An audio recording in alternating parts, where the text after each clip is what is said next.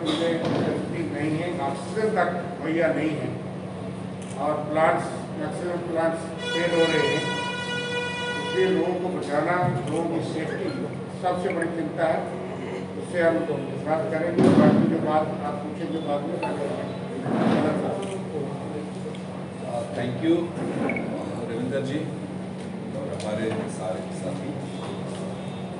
आज थोड़ा सा हम और आप पहले फेज में सियासत से हट के कुछ बातें आपके सामने रखना चाहते हैं, जिसमें सर्वप्रथम प्रियॉरिटी पर जैसे रविंदर जी ने आपको इशारा दिया कि पिछले 6 महीने से ज़्यादा अरसा हो गया कि जब से पूरा दुनिया और हमारा मुल्क, खासकर हमारी रियासत कोविड-19 की महामारी का मार झेल रही है। हमने बीच में हमारी नेशनल लीडरशिप ने भी time to time alert calls दिए थे हुक्मरान जमातों को और कैसे कैसे मिसमैनेज हो रहा है ये, और जब जो स्टेप उठाने चाहिए थे तब नहीं उठाए गए, जब नहीं उठाने की ज़रूरत थी जो स्टेप, वो सारा आपको मालूम है, उसमें मैं डिटेल में नहीं जाना चाहता हूँ। मगर जब मैं आज के दिन पर बैक होम देखता हूँ और जो यहाँ की पोजीशन बनती जा रही है जम्मू कश्मीर इस खित्ते की, तो ये अनकंट्रोल के साथ साथ लाइलाज के साथ साथ, ये मैं इसलिए कह रहा हूँ लाइलाज टाइप इस रियासत में बना दिया गया। जितने ऐलानात, जितने फाइनेंशियल सपोर्ट्स मोबिलाइज किए गए मरकजी सतह पर, वो PM केयर फंड के नाम से हो या रूटीन हेल्थ मिनिस्ट्रीज की असिस्टेंस हो, वो सारे फ्री फ्लो कहने को हमको सुना कि वो रियासतों को दिए गए। मगर जब हम जम्मू कश्मीर रियासत में देख रहे हैं, बाकी अन्य रियासतों की तरह ये बहुत बड़ा स्कैंडल बन गया और इसमें अंधाधुंध तरीके से जो परचेजिंग्स हो रही है उसका कोई नियम कानून फॉलो नहीं किया जा रहा है। मैं आपको एक छोटी मिसाल दूं कि हमारी जम्मू कश्मीर एडमिनिस्ट्रेशन ऊपर से कुछ तय करती है, नीचे से ऑफिसर्स बैठ करके टेलीफोन इनविटेशन पर, टेंडर ऑन टेलीफोन, अपने काउंटर पार्ट को गुड़गांव में, गुजरात में, कहाँ पर 11,000 ऑक्सीजन सिलेंडर्स वो हॉस्पिटलों के लिए लाए जाते हैं विदाउट परफॉर्मिंग एनी कोडल फॉर्मेलिटी। और वो सिलेंडर्स भी जो लाए जा रहे हैं, जो मार्केट रेट है, जो एवरेज रेट पूरे देश भर में है, उससे कई गुना ज़्यादा रेट पर मंगाए जा रहे हैं और कोई उनको सवाल खड़ा करने वाला नहीं। इसी तरह से बाकी जो इसमें रिलेटेड आइटम्स हैं, वो एक बहुत लंबा लिस्ट है और बहुत लंबी कहानी है। मगर जिन लोगों के नाम से ये लाया जा रहा है, जो गरीब गुरबा लोग इस बीमारी में मुलव्वस हो रहे हैं और जिनको इन सरकारी सुविधाओं का कुछ बेनिफिट मिलना चाहिए, वो नहीं मिल रहा है। आप देखेंगे हमारे हॉस्पिटलों की हालत, जो वेंटिलेटर्स की हालत है, वो आप ही लोगों के जरिए, आप में से ही कई लोगों ने अपने रिपोर्ट्स में कैरी किया है। पर्टिकुलरली जब मैं जम्मू की बात करता हूँ, 3 हॉस्पिटल्स में 156 वेंटिलेटर इस वक्त बेकार है और जबकि पेशेंट्स नीचे से आ रहे हैं। आज सुबह भी हम मीटिंग में बैठे ही थे, कल शाम से एक पेशेंट वेंटिलेटर के तलाश में, वेंटिलेटर की रिक्वायरमेंट में नहीं मिलने के कारण आज सुबह उसकी डेथ हो गई। उसका वजह क्या है कि वेंटिलेटर्स होते हुए भी जितने भी थे उनको कारामद नहीं किया जा रहा है, जो उनकी रिक्वायरमेंट है वो पूरी नहीं की जा रही है।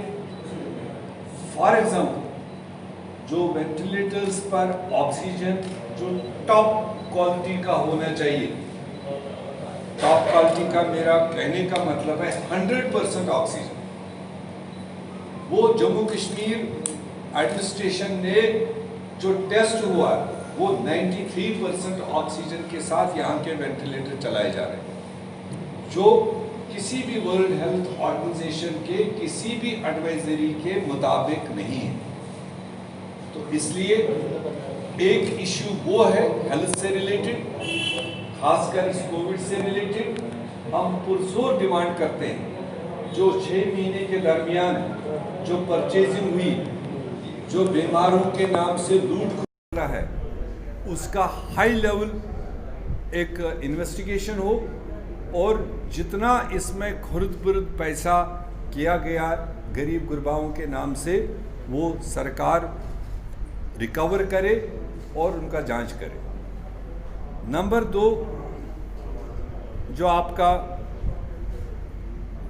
यहाँ पर मामला है, एक डोमिसाइल का सिलसिला चल रहा है। कांग्रेस पार्टी अपने स्टैंड पर है। जब 5 और 6 अगस्त को रीऑर्गेनाइजेशन एक्ट बनाया गया, स्टेट तोड़ी गई, स्टेट को बाइफरकेट किया गया, यूटीज़ में बदल दिया। कांग्रेस पार्टी की स्टैटिक पोजीशन है कि हम उन 5 और 6 अगस्त के लिए हुए फैसलों के खिलाफ हैं। हम आवाम, अपने जम्मू कश्मीर के आवाम के साथ खड़े हैं। वो अनपार्लियामेंट्री, अनकॉन्स्टिट्यूशनल तरीके से फैसले लिए गए, हम अपने उस मौके पर खड़े हैं। मगर उसके बावजूद जो डोमिसाइल का सिलसिला यहाँ चलाया जा रहा है, उसमें जो पार्टी कल स्टेट को तोड़ने के लिए बहाने ले रही थी कि यहाँ पर 370 है जो एंटी वुमेन है, जिसमें महिलाओं को अपने अधिकार नहीं है, जिसमें यहाँ की महिलाएं अपने प्रॉपर्टी का हिस्सा हासिल नहीं कर सकते हैं।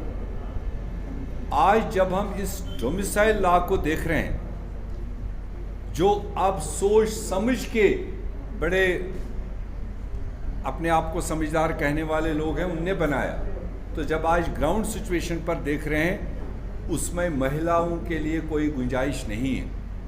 कोई भी महिला अपनी डोमिसाइल सर्टिफिकेट लेने के लिए अप्रोच करे, वो उसके डोमिसाइल लॉ में मेंशन नहीं है,